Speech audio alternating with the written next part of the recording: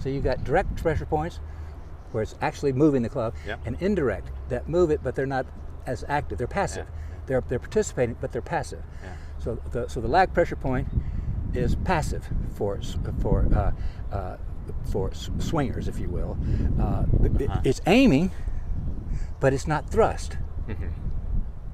Yeah. Hitters, it's aiming and thrust.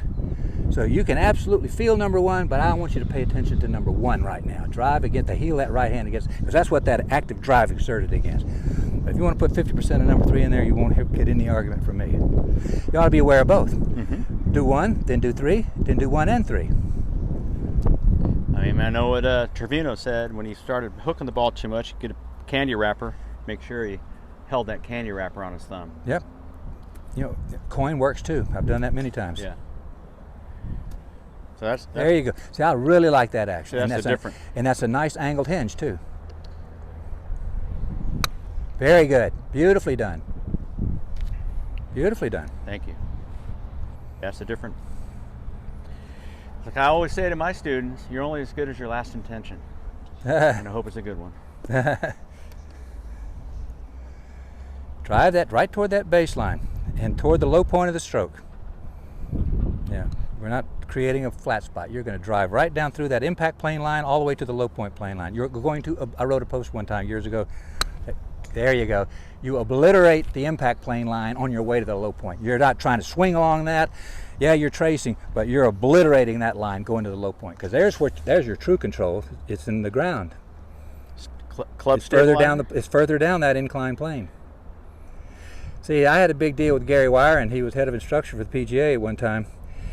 And he flew in. I was giving a school at Sawgrass. He came in. He had heard about me and the golf machine and all that. Wanted to see what was going on.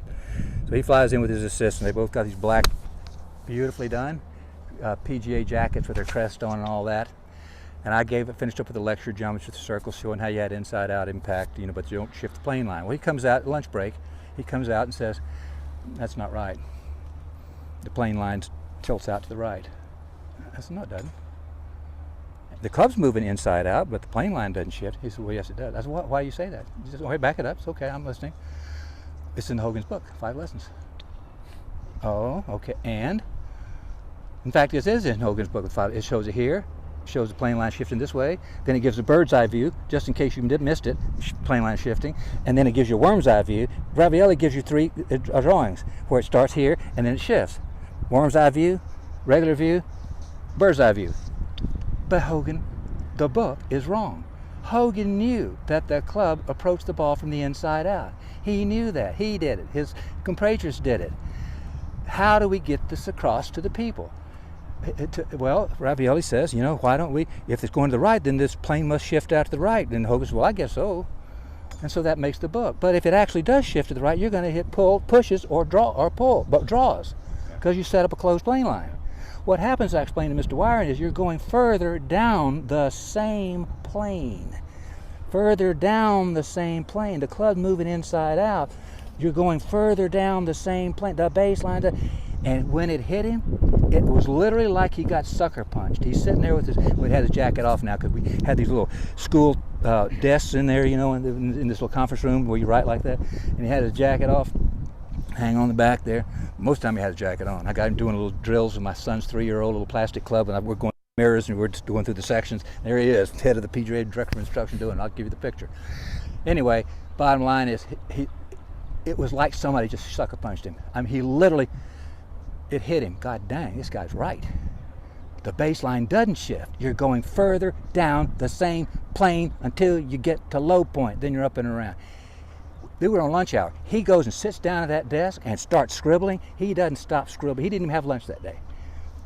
He must have written 10 pages. Woke him up. Hopefully that made the next book. Okay. But there he was, the top of the PGA, head of instruction, PGA of America. Just learned something. He was just disabused of what he thought was absolute golfing gospel. And it wasn't. So drive it to the low point plane line. There you go. That impact plane line is convenient. We can see it on the ground. We can visualize a straight line. But that's not our objective. Our objective is that low point plane line. Now again, with Which the is ball, out here. well, Well, yes, but now Essentially. that's a useful illusion, Mm-hmm. but really it's not out horizontally, it's out down on an incline. So, well, see, when you pointed out here, you said, well, the low point's further. I know you knew what you meant, further down, but you went here. No, it's not. That would be off the plane. It's further down the same plane. And you can't do that without doing it. So it's really down there. So it's not over here. You put the club about an inch aside on the other side of the line. And it's not there. That's off the plane. It's down there on the same plane. It's out more. Yeah, we know that's down and out. But it's not just out. See, you put it out, there was no down. And so I couldn't say, yes, that's right, because that would be out with no down. We got down and out, 1L number 13. 13 and 14. Divots are taken down and out, not just down. That's a key concept.